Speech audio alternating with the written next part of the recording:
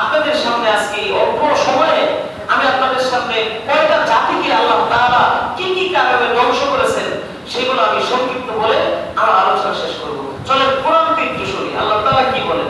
আল্লাহ পাক রব্বুল আলামিন বলেন, ওয়া মা আসাবাকুম মিন মুসিবাতিন ফাবিমা কাসাবাত আইদিকুম ওয়া ইয়াফু আন কাসীর। রব্বুল আলামিন বলেন, তোমাদের উপর যে বিপদ আসে তা তোমাদের নিজেদের কৃতকর্মের কারণেই আসে। আল্লাহ তাআলা কি বলতেছেন, তোমাদের উপর যে বিপদ আসে এই বিপদগুলো তোমাদের নিজেদের কৃতকর্মের কারণেই আসে। তবে আল্লাহ অনেক কিছু ক্ষমা করে দেন। যদি আল্লাহ সকল গুনাহ সকল ভুল মানুষের ধরতেন, আমরা একজন আরেকজনের ভুল যেভাবে ধরি, আমরা একজন আরেকজনের প্রতি সিসি ক্যামেরা হয়ে থাকি, ঠিক না বলেন? কি ক্যামেরা হয়ে থাকি? সিসি ক্যামেরা হয়ে থাকি। আল্লাহ পাক রব্বুল আলামিন যদি এদিকে নজর দেয়, আল্লাহ পাক রব্বুল আলামিন যদি আমাদের সেই ভুলগুলো সিসি ক্যামেরার মতো সারাক্ষণ ধরতে থাকতেন, তাহলে কি আমরা এক সেকেন্ডে দুনিয়াতে থাকতে পারতাম? আল্লাহ পাক রব্বুল আলামিন বলেন যে এইগুলো যা কিছু তোমাদের বিপদ আপদ আসে এটা তোমাদের নিজেদের কৃতকর্মের কারণে আসে। তবে আমি আল্লাহ তাআলা বহু লোককে ক্ষমা করে দিই, কারণ আমি আল্লাহ তাআলা তো গফফার। আল্লাহ তাআলা কি গফফার? আল্লাহ পাক রব্বুল আলামিন রহমান, আল্লাহ পাক রব্বুল আলামিন সত্তার, আল্লাহ পাক রব্বুল আলামিন রহিম। আল্লাহ তাআলা দয়া অনেক অনেক অনেক বেশি। এজন্য গুনাহ করার পরেও আল্লাহ আমাদেরকে ক্ষমা করে দেন। আল্লাহ পাক রব্বুল আলামিন অন্য আয়াতে বলেন, মিম্মা খাতিআতিহিম উগরিকু ফাউদখিলু নারা। মিম্মা খাতিআতিহিম উগরিকু ফাউদখিলু নারা। রব্বুল আলামিন বলেন, তাদের পাপের কারণে তারা ডুবিয়ে দেওয়া হয়েছিল। আল্লাহ তাআলা এই আয়াতের মধ্যে নূহ আলাইহিস সালাতু ওয়াস সালামের জাতির কথা ইঙ্গিত দিতেছিল। আল্লাহ তাআলা এই আয়াতে নূহ নবীর জাতিকে মনে করায় দিতেছেন আমাদের সামনে। আল্লাহ তাআলা বলেন, মিম্মা খাতিআতিহিম উগরিকু ফাউদখিলু নারা। রব্বুল আলামিন বলেন, তাদের পাপের কারণে তাদেরকে আল্লাহ তাআলা পানিতে ডুবিয়ে দিয়েছিলেন। কি পাপ করেছিল? নূহ আলাইহিস সালাতু ওয়াস সালাম সহজ সরল নবী ছিলেন। 950 বছর দাওয়াত দিয়েছেন। 950 বছর দাওয়াত দেওয়ার পরেও নূহ নবীর স্ত্রী কালিমা পড়ে মুসলমান হয় নাই। নূহ নবীর সন্তান কেরাম কালিমা পড়ে মুসলমান হয় নাই। এইজন্য আল্লাহ তাআলা নূহ নবীকে বললেন, একটা কিস্তি বানাও, নৌকার উপরে ওঠো, নৌকার উপরে তোমার সহপাঠীকে নিয়ে ওঠো, শুধু তোমার উপর যারা ঈমান আনছে আমি তাদেরকে বাঁচিয়ে রাখবো, আর যারা তোমার অবাধ্য মতে চলছে, আল্লাহর অবাধ্য মতে চলছে, আমি আল্লাহ তাদেরকে জ্বর দিয়া পানি দিয়া ডুবাইয়া আমি আল্লাহ তাআলা দুনিয়া থেকে বিদায় করে দিব। নাউজুবিল্লাহ বলেন। আল্লাহ পাক রব্বুল আলামিন পাপের কারণে নূহ নবী দাওয়াত দিয়েছিল, আল্লাহ একাত্মবাদের দাওয়াত গ্রহণ করার না কারণে উল্টা নূহ নবী দাওয়াতকে তারা অস্বীকার করে। জোরে বলেন নাউজুবিল্লাহ। নূহ নবী দাওয়াত দেয় কালিমার একাত্মবাদের, সেই নূহ নবীকে তারা বলে যে নবী মিথ্যা কথা বলতেছেন। জোরে বলেন নাউজুবিল্লাহ। নবীরা কি কখনো মিথ্যা কথা বলতে পারে? নবীরা হলো মাসুম, গুনাহমুক্ত, নবীরা হলো সত্যবাদী। নূহ নবী তাদেরকে দাওয়াত দেয়, নূহ নবীর জাতি বলে যে নূহ নবী মিথ্যা কথা বলতেছে, আল্লাহর কথা মানবো না। এইজন্য আল্লাহ তাআলা রাগান্বিত হয়ে নূহ নবীর কথা যারা মানছে তাদেরকে কিস্তিতে উঠে সকল জাতি যারা ছিল তাদেরকে আল্লাহ তাআলা পানিতে ডুবিয়ে ধ্বংস করে দিয়েছেন। নাউজুবিল্লাহ। সম্মানিত হাজিরিন, আল্লাহ পাক রব্বুল আলামিন পরের আয়াতে ইঙ্গিত দিতেছেন, সাখাহা আলাইহিম সাবআ লায়ালি ওয়া তামানিয়াতা আইয়াম। রব্বুল আলামিন বলেন যে আমি ঝড় তুফানটা দিলাম, এই যে বন্যা বানাইলাম, এই বন্যাটা কয়দিন ছিল? আল্লাহ তাআলা তার কোরআনে আল্লাহ পাকের সেই মহামণ্ডিত পবিত্র কালামে আল্লাহ তাআলা বলেন যে আমি এই ঝড় এবং বৃষ্টি এবং অনাবৃষ্টি এবং নদীর যে স্রোত আছে আমি আল্লাহ তাআলা 7 রাত 8 দিন পর্যন্ত লাগাতার একটানা অব্যাহত রাখছিলাম। সুবহানাল্লাহ। আল্লাহ পাক রব্বুল আলামিন বলেন যে নূহ নবী সেই নূহ নবী কিস্তিতে ওঠার পরে যে ঝড়টা আমি দিছিলাম নূহ নবীর জাতিকে ধ্বংস করে দিছি আমি আল্লাহ, সেটা হলো একটানা 7 রাত 8 দিন, একটানা 7 রাত এবং 8 দিন আমি আল্লাহ তাআলা ঝড় দিয়ে নূহ নবীর পুরো জাতিকে, যারা নূহ নবীর কথা মেনেছে তাদেরকে নূহ নবীর কিস্তিতে উঠায় আর পুরো জাতিকে আল্লাহ তাআলা ধ্বংস করে দিয়েছেন। নাউজুবিল্লাহ। গুনাহের কারণে ধ্বংস করছেন নাকি জিকিরের কারণে ধ্বংস করছেন? পাপের কারণে ধ্বংস করছেন নাকি ইবাদতের কারণে ধ্বংস করছেন? পাপের কারণে। নূহ নবীর উম্মত গুনাহ করেছে, যে জাতি গুনাহ করেছে, রবের অবাধ্য হয়েছে, সেই জাতিকে আল্লাহ পাক রব্বুল আলামিন ভয়াবহ শাস্তি দিয়ে দুনিয়া থেকে চিরবিদায় করে দিয়েছে। ঠিক কিনা বলেন? সম্মানিত হাজিরিন, আল্লাহ পাক রব্বুল আলামিন বললেন যে আমি তাদেরকে ধ্বংস করে দিয়েছি।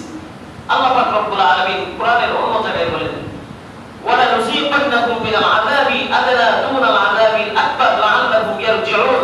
রব বলেন আমি অবশ্যই তাদের বড় শাস্তির পূর্বে আমি আল্লাহ তাআলা ছোট শাস্তির ব্যবস্থা করি। বড় শাস্তি আগে, বড় শাস্তির পূর্বে আমি আল্লাহ তাআলা ছোট ছোট শাস্তি দিয়ে আমি বান্দাকে সতর্ক করি, দেখি বান্দা আমার নিকটে আয় কিনা, আমার নিকটে আইতে পারে কিনা, বান্দাকে সতর্ক করি। বরং আল্লাহ তাআলা সতর্ক করেন আর আমরা অসতর্ক বান্দা হয়ে আল্লাহ তাআলার ইবাদত থেকে আমরা দূরে দূরে মাহরুম হয়ে যাচ্ছি। আল্লাহ তাআলা বলেন ইয়া আইয়ুহাল্লাযীনা আমানু ইযা নুদিয়া লিস-সালাতি মিন ইয়াউমিল জুমআহ। আল্লাহ পাক রব্বুল আলামিন বলেন জুমার আযান যখন হয়ে যায়, ব্যবসা বাণিজ্য ক্রয় বিক্রয় সব কিছু, খেতে কামান কৃষি যা কিছু আছে সব কাজ বন্ধ করে আযান শোনার সাথে সাথে তোমরা সবাই মসজিদে চলে আসো। এখন জুমার আযান হইলে অনেকে তো কাজ করতেছে, ক্ষেতের উদি রইতেছে, উদি সোজা করতেছে, ক্ষেতের আইল বা কাইল সোজা করতেছে, আযান তার কানে ঢুকতেছে, কিন্তু আযান শোনার পরেও বান্দা ক্ষেতের কাজই করতেছে, বান্দা পেটের খাবারের সেই আশায় বান্দা কাজ করতেছে, অথচ সে বুঝলো না যে আল্লাহ ডাক দিয়েছে, আল্লাহ ডাক বললা আমি আল্লাহ ডাকে আগে কাজ করে আল্লাহ ডাকে চলে যাব, সেই জিনিসটা সে বান্দা বুঝলোই না। বরং কেউ যদি বলে যে ভাই আজকে তো জুমার দিন, তুমি কাজ করতেছো, জুমার নামাজে যাবে না, কই যা যা তুই জুমার যা, আরে ওরা জুমার দিয়ে ইমাম সাহেবের কথা শুন, ইমাম সাহেব বয়ান করবো, খুতবা দিব, তারপর নামাজ পড়বো, দেরি আছে নামাজ, তারপর যাবো। এরকম যারা ধারণা করে এই সমস্ত মুসল্লিরা নামাজের ইমাম সাহেব যখন দাঁড়ায়, ইমাম সাহেব দাঁড়ায় যখন আল্লাহু আকবার বলে রুকুতে যাওয়ার আগে বলে বলে দৌড় দিয়ে আইসা বলে বলে কে রুকুতে যায়। এরা কখনো খুতবা পায় না, এরা ওয়াজ নসিহত তো দূরের কথা, নামাজও ঠিক মতো ওরা পায় না। এবং আমার গেলে আবার মাথা গরম করে বাসায় গিয়ে দেখে যে আগে ছিল জুতা চুরি করে নিয়েছে, এক জুতার সাইজ 12, তার জুতার সাইজ 12, আরেক পায়ে বসে 13, বাসায় গিয়ে দেখে 12 আর 13, তখন আবার গরু দিয়ে মসজিদে আসে। এত আদাবকে কেন তোমাদের ইবাদতের ক্ষেত্রে?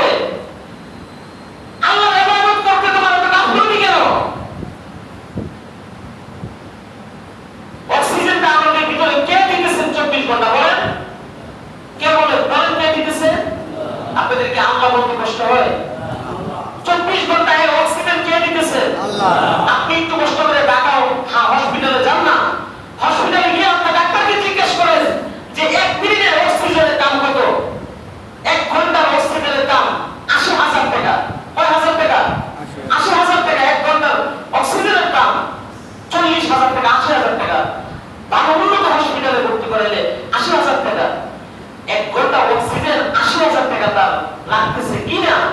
আর সেই অক্সিজেনটা আল্লাহ পাক রব্বুল আলামিন আমাদের সকলকে বিনা চাওয়ায় ফ্রিতে প্রতিদিন আল্লাহ তাআলা দিতেছে। সুবহানাল্লাহ। অক্সিজেন আল্লাহ দিতেছে, কথা বলার শক্তি আল্লাহ দিতেছে। সেই আল্লাহর হুকুম নিয়ম কানুন অবাধ্য করতেছি, তাহলে কি আমাদের গজব আমাদের উপর আসবে না? এটাই তো স্বাভাবিক। আল্লাহ পাক রব্বুল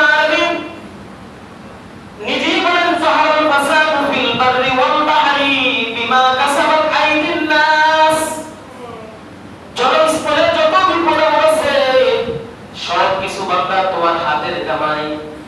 তোমার সামনে যত বিপদ তোমার সামনে আসে সব বান্দার হাতের কামাই। এখন বিপদ আসলে তুমি কি করবা? আল্লাহ পাক রব্বুল আলামিন অন্য জায়গায় বলেন, ওয়ালা নাবলুওয়ান্নাকুম বিশাইইন মিনাল খাউফ ওয়ালা নাবলুওয়ান্নাকুম বিশাইইন মিনাল খাউফি ওয়াল জু'i ওয়া নাকসিম মিনাল আমওয়াল ওয়াল আনফুসি ওয়াত থামারাত ওয়া বাশশিরিস সাবিরিন। আমি আল্লাহ তাআলা তোমাকে কখনো কখনো ভয় নিয়ে পরীক্ষা করব। আমি আল্লাহ তাআলা তোমাকে কখনো কখনো ক্ষুধা দিয়ে পরীক্ষা করব। আমি আল্লাহ তাআলা ফসল নষ্ট করে আমি আল্লাহ তাআলা পরীক্ষা করব। সন্তান দিয়ে পরীক্ষা করব, সন্তান দিয়ে পরীক্ষা করব, ধন দৌলত দিয়ে পরীক্ষা করব। এই সব পরীক্ষার মধ্যে যদি তুমি ধৈর্য ধারণ করতে পারো, আমি আল্লাহ তাআলা তোমাকে বিপদ দিয়ে পরীক্ষা করব, মুসিবত দিয়ে পরীক্ষা করব। সব বিপদ মুসিবত থেকে যদি বান্দা ধৈর্য ধারণ করতে পারো, আমি আল্লাহ তাআলা তোমাকে সফল কাম হিসাবে আমি আল্লাহ ঘোষণা করব। সুবহানাল্লাহ। তুমি সকল বিপদ থেকে তুমি ধৈর্য ধারণ যদি করতে পারো, তাহলে তুমি বান্দা মুমিন, তুমি সফল। আল্লাহ পাক রব্বুল আলামিন বলতেছেন।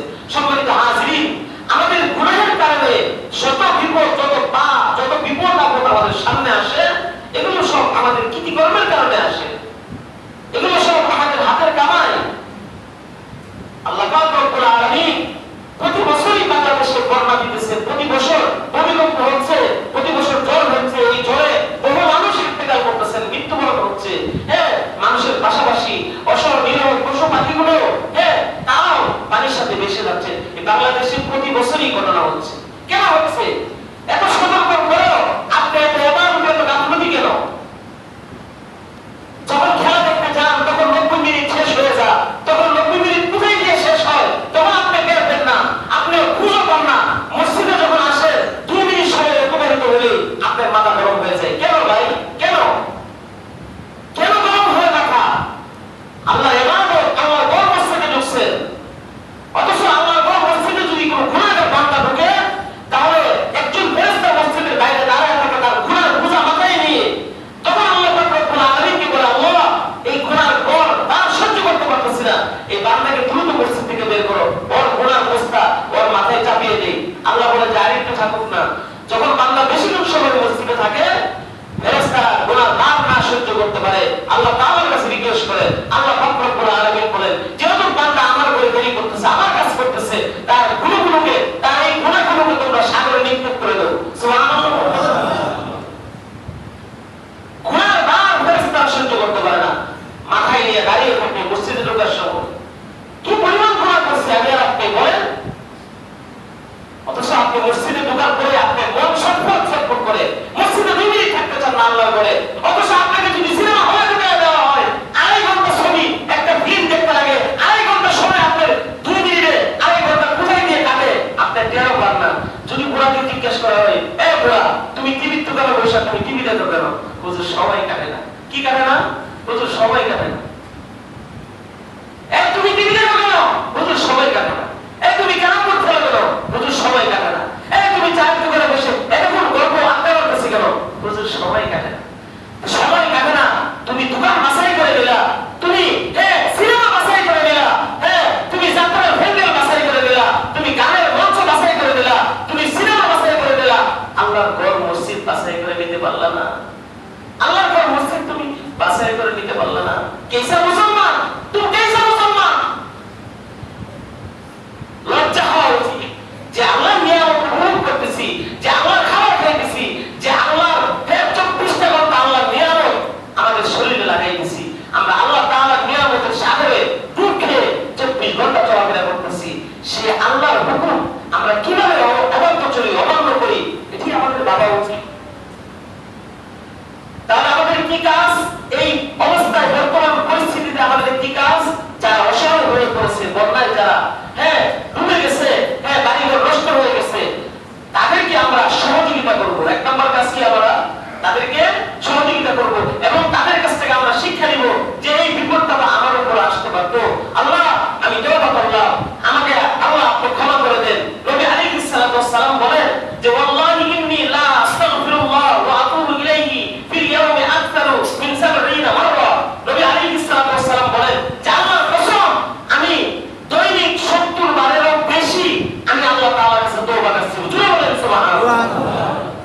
যদি 70 বারের বেশি তওবা করতে পারে, তাহলে আমি আপনি কোন কলিমত বিষয়ে বলতি যে আমি তওবা করব না?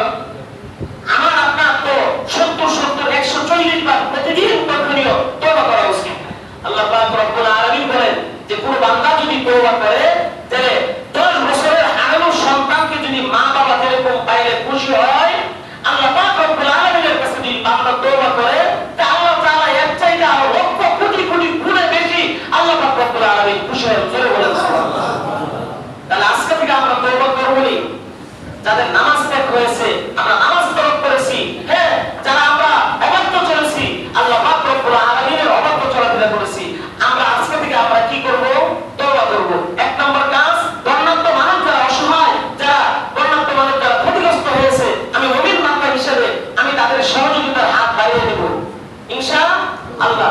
আমি গত জুমায় আলোচনা করেছি, একজন মুমিন আরেকজনের প্রতি হাত বাড়িয়ে দিলে, সহযোগিতা করলে কি ফজিলত, এগুলো আমি আলোচনা করেছি। সম্মানিত হাজিরিন, আল্লাহ নবী বলেন, যদি কোনো ভাই মুমিন ভাই আরেক মুমিন ভাইয়ের প্রতি সহানুভূতিশীল হয়ে হাত বাড়িয়ে দেয়, তার উপকারে লেগে যায়, আল্লাহ পাক রব্বুল আলামিন যে বান্দা উপকার করবে, আল্লাহ স্বয়ং তার উপকার করতে ব্যস্ত হয়ে যাবে। সুবহানাল্লাহ, স্বয়ং তার উপকার করতে ব্যস্ত হয়ে যাবে। আমাদের আজকে থেকে, হ্যাঁ, আমাদের উচিত যারা বন্যার্ত মানুষগুলো অসহায় হয়ে পড়েছে, যাদের বাড়িঘর, হ্যাঁ, বাড়িতে ডুবে নিয়ে গেছে, হ্যাঁ, পশু পাখিগুলো তোমাদের নিরহ, এই পশু পাখিগুলো যারা এই পশু পাখি পানিতে ডুবে মারা গেছে, যাদের এই ক্ষতি হয়েছে, এই ক্ষতিগ্রস্ত মানুষদের পাশে আমরা মুসলমান ভাই হিসাবে তাদের কাছে সাহায্যের হাত বাড়াইতে প্রস্তুত আছি না ইনশাআল্লাহ? আমরা হাত বাড়িয়ে দিব, খুঁজে খুঁজে বার করবো কিভাবে কোথা থেকে, হ্যাঁ, বন্যার্ত মানুষের কাছে সহযোগিতা যাচ্ছে, ত্রাণ যাচ্ছে, টাকা যাচ্ছে, তাদের কাছে আমরা আমানত হিসাবে 500 100 200 সবাই যদি এরকম ভাবে দেই, সহযোগিতা করি, হ্যাঁ, আল্লাহর রহমতে তারাও একদিন তারা এই বিপদ থেকে দাঁড়িয়ে যাবে ইনশাআল্লাহ। এটা হলো আমাদের মুসলমানের কাজ। দ্বিতীয় কাজ হলো 24 ঘন্টায় আল্লাহ পাক রব্বুল আলামিনের কাছে আমরা তওবা করব। কি করব? তওবা করব। তৃতীয় নম্বর কাজ হলো আমরা নামাজ পড়ব, নামাজ ছাড়বো না। আমাদের গুনাহের কারণে যদি আমাদের উপর মুসিবত আসে, তাহলে আল্লাহ পাক রব্বুল আলামিনের যে হুকুম আহকাম ইবাদত আছে, আল্লাহ পাক রব্বুল আলামিনকে যে দায়িত্ব আমাদেরকে দিয়ে পাঠাইছেন, সেই দায়িত্বগুলো আমরা ঠিকমতো পালন করার চেষ্টা করব ইনশাআল্লাহ। সম্মানিত হাজিরিন, সংক্ষেপে বলে আমি আপনাদেরকে আলোচনা আজকে শেষ করছি। আল্লাহ পাক রব্বুল আলামিন 6টা জাতির উপর কোন কারণে কি শাস্তি দিয়েছেন, সেই বিষয়গুলো আমি শেষ করছি। সম্মানিত হাজিরিন, আল্লাহ পাক রব্বুল আলামিন প্রথমে নূহ নবীর জাতিকে আল্লাহ তাআলা ধ্বংস করেছেন। কোন কারণে? নূহ নবীকে অস্বীকার করার কারণে। নূহ আলাইহিস সালামের জাতিকে আল্লাহ তাআলা মহাপ্লাবন দিয়ে ধ্বংস করেছেন। কি কারণে? নূহ নবীকে অস্বীকার করার কারণে। এবং নূহ নবীর কথাগুলো, আল্লাহর একাত্মবাদের যে কথাগুলো বলতো, সেই কথাগুলোকে নূহ নবীর জাতি মিথ্যা কথা বলে, মিথ্যা কথায় আখ্যায়িত করত। নজরুল বলেন নাউজুবিল্লাহ। নূহ নবী বলতো যে কালিমা পড়ো, আল্লাহর একাত্মবাদের দাওয়াত দিত, আল্লাহর পথে চলে আসো। নূহ নবীর উম্মত বলতো যে নূহ নবী মিথ্যা কথা বলে। জোরে বলেন না নাউজুবিল্লাহ। নবী কি কখনো মিথ্যা কথা বলতে পারে? তারা অস্বীকার করত। এই জন্য আল্লাহ তাআলা তাদেরকে মহাপ্লাবন দিয়ে তাদেরকে ধ্বংস করে দিয়েছেন। সম্মানিত হাজিরিন, দ্বিতীয় হলো আদ জাতি। আদ জাতি একটা জাতির নাম। সেই জাতি তারা বেশি বেশি অহংকার করত। কি করত? এই জাতিটা সবচেয়ে বেশি অহংকার করত। আল্লাহ পাক রব্বুল আলামিন সেই কিয়ামত পর্যন্ত এই জাতিকে ধ্বংস করে নজির রাখছেন যে সাবধান, কোন বান্দা তোমরা কখনো অহংকার করবে না। অহংকার মানুষের চলে আসে কি জন্য? এক নাম্বার হলো সুন্দরের কারণে মানুষের অহংকার চলে আসে। সে হলো বিশ্ব সুন্দরী, এজন্য তার অহংকার বেশি। কালা মানুষকে দাবি দেয় না। তার সামনে কালা মানুষ বসলে বলে যে কাইলা সর এখান থেকে, কালা তো তোর চেয়ে আমি বড় সুন্দর। এই অহংকার করে, সুন্দরের অহংকার। দ্বিতীয় নম্বর অহংকার হলো টাকা পয়সার অহংকার। কিসের অহংকার? টাকার অহংকার। যার টাকা আসে বেশি, তার দিলের ভিতরে আমার একটা দাম থাকে, গরিবকে পাত্তাই দেয় না। হ্যাঁ, যার টাকা বেশি আছে, গরিবের সাথে খারাপ আচরণ করে। তৃতীয় নম্বর অহংকার। এগুলো সব নবী আলাইহিস সালাতু অহংকারের নাম লিখে দিয়েছেন 36টা। এখন তো জুমার আলোচনা, জুমার একেবারে সময় কম, আমি একটা বলতেছি। তৃতীয় নম্বর অহংকার আসে রাজনীতির অহংকার, ক্ষমতার অহংকার। কিসের অহংকার? ক্ষমতার অহংকার। 3